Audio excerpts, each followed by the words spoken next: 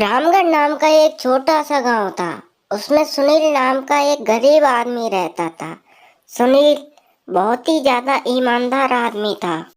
वह एक सीधा साधा और बहुत मेहनती आदमी था।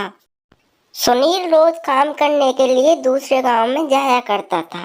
कभी उसे काम मिलता था तो किसी दिन उसे काम नहीं मिलता था।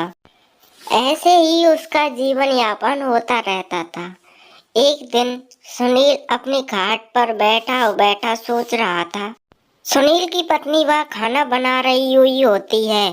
तभी सुनील बैठा बैठा बोलता है, हे भगवान, अब मैं क्या करूं? हमारे घर में तो खाने के लिए नाज नहीं है और कोई काम भी नहीं मिल रहा है। अब मैं क्या करूं? तभी उसकी पत्नी बोलती है, आप इतना परेशान क्यों हो रहे हैं? ऊपर वाला चाहेगा तो सब ठीक हो जाएगा। इसी तरह की बात कर कर वो दोनों खाना खाकर रात में सो जाते हैं। अगले दिन सुबह होते ही सुनील अपनी पत्नी से बोलता है, अरे ओ शीला, मैं आज काम देखने के लिए दूसरे गांव में जा रहा हूं। अगर काम मिल गया तो ठीक है, वरना आज रात हमें भूखा ही सोना पड़ेगा। ठीक है जी, हम तुम्हारा इंतजार करेंगे घर पर। सुनील काम देखने के लिए दूसरे गांव में जा रहा हुआ होता है। तभी उसे एक बूढ़ा और बुजुर्ग आदमी मिलता है। अरे बेटा सुनो, हमें बहुत जोर से प्यास लगी है। क्या तुम हमें पानी पिला दोगे? तब सुनील तुरंत बोलता है, क्यों नहीं। हम आपको पानी जरूर पिलाएंगे। फिर सुनील उस बुजुर्ग आदमी को पानी पिला देता है। वह बुजुर्ग आदमी और कोई नहीं, साक्षात शिव भगवान थे।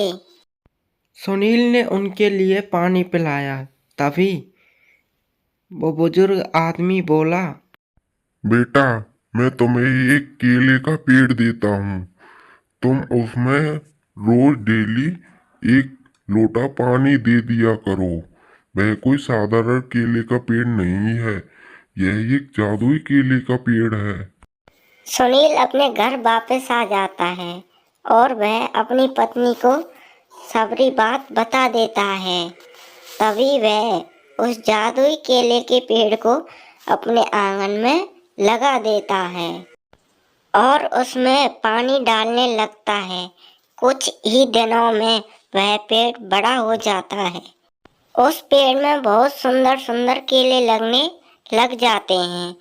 जैसे ही सुनील उनमें से केला तोड़ता, संग की संग वहां पर दूसरा केला लग जाता था। सुनील रोज केला तोड़कर बाजार में बेचने के लिए ले जाने लगा और इसी तरह से सुनील का घर चलने लगा। कुछ साल बीत गए और सुनील ने अपने लिए एक बढ़िया सा घर बना लिया। सुनील की स्थिति अब पहले जैसी नहीं थी। उसकी स्थिति अब पहले से सुधर गई थी। सुनील और उसकी पत्नी दोनों अब गरीब लोगों की मदद भी करने लगे। अब सुनील और सुनील की पत्नी आराम से जीवन जीने लगे और अब वे बहुत ज्यादा खुश भी थे।